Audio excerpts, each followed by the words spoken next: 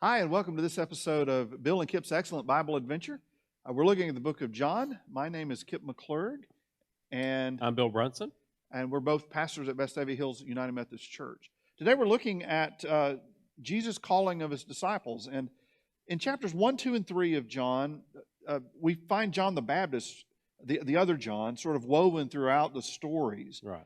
And he says, I have come not necessarily to be the person, the one that's coming of God, but I'm announcing that. Mm-hmm. And so he then begins to focus on Jesus. Now, every week we have a different kind of object sitting around, and today we have a pair of glasses. Yes. And they're your glasses. They are my computer glasses. So once again, our budget went so high as to just borrow the glasses that I keep on my desk. Yes, so far we've kept our special object budget to zero. We are still at zero. We are still at zero. But anyway, but I was supposed to have brought my glasses, but I can't find them. So there was my spares, and I often spend a lot of time looking for my glasses. Drives my family crazy. If I had one of those things that you could whistle or push a button, and it didn't look funny sitting on, I would attach it, but haven't figured out how to do that. But in this calling of the disciples, Jesus looks at the disciples at one point, and he says a phrase that can be interpreted several different ways, but my favorite is, what are you searching for? Right. And it's an important question. Now, the calling begins with some big words, where one of the disciples says that he has found the Christ. I believe it was Andrew that said that. Right. And the word Christ, we've studied it before, is the same word in Hebrew as Messiah, which means anointed, and it goes all the way back to when the kings were anointed, and that sense of leadership and sort of the authority and mantle of leadership passed all the way down, and they were looking for the person who was going to come and sort of take over that role. And so when Andrew says something like that, that's a pretty big deal. Oh, it is, and the whole calling of Andrew, or the whole I guess the story of how Andrew migrates to Jesus is sort of an oddity in a way, because John, as we said last time, John the Baptist is extraordinarily popular, and there are people that are literally lining up to be his disciples. He has disciples, people that want to be just like him. They want to worship God the way John does. They want to do everything John does, and Andrew's one of those.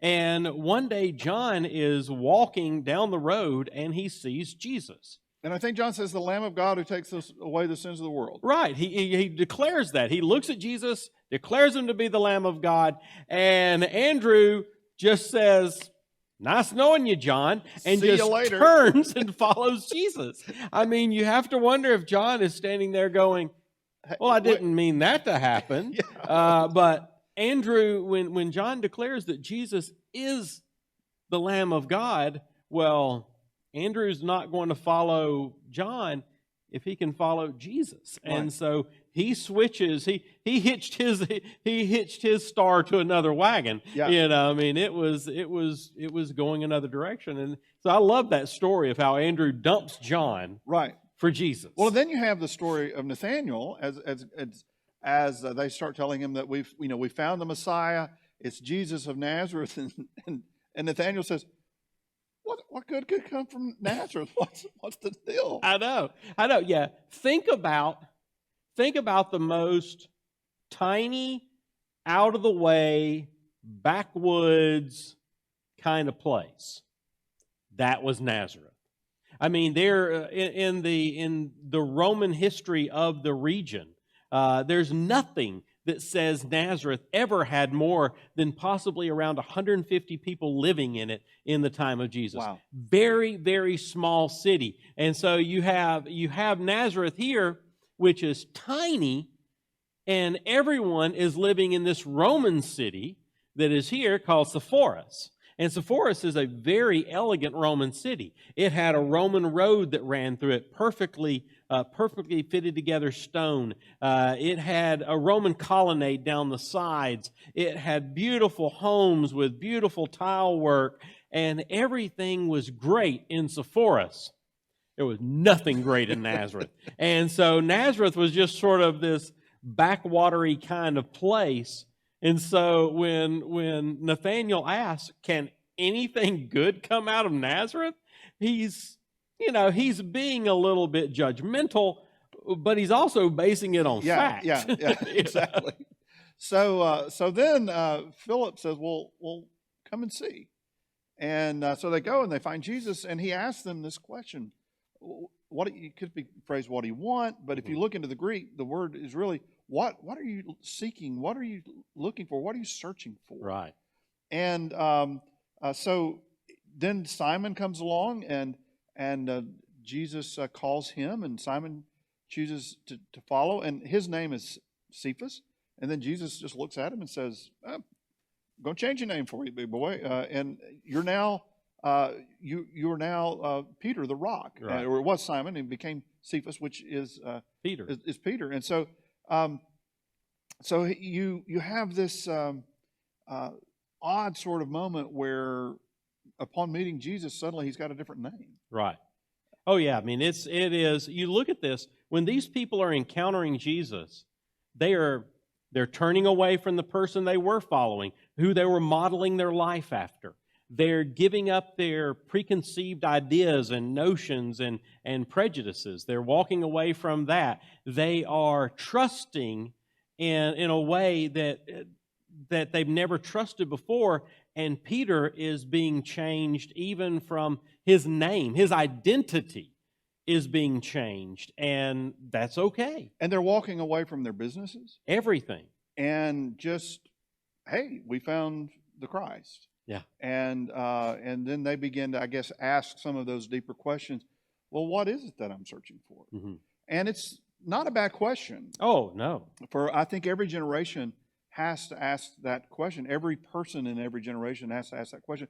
What is it I'm searching for? It's part of, I guess, the human condition, where we come here, we start trying to answer that question with our career choices and the friends that we have and the things that we accumulate and the goals that we have.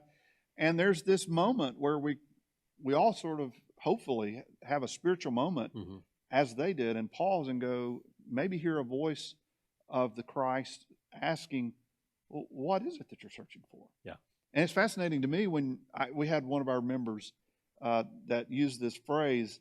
He said, there's a lot of people who kind of wake up one day and realize they've been chasing the wrong truck. and I love that phrase. They've been running hard and wide open, and the goal was so obvious and so good, but it's not the right one. Yeah. I've always heard people say that it's, so many of us spend our lives climbing the ladder, only to get high enough or only to do it long enough that we finally realize that the ladder is against the wrong wall. Mm-hmm. And we're not going to get to where we want to be or where we need to be by climbing that ladder. And so, to some extent, the disciples of those original disciples aren't that terribly different from us. No. We are all hopefully come to that moment to ask, what really matters in life? And am I following, even as good as John was, am I following the wrong person? Yeah. And so when we find the right one, if we're to follow in the tradition of the disciples of Jesus, we drop our nets and we turn around and we follow him no matter where he goes. And we follow their other example. We look at someone else and say, hey, come and see.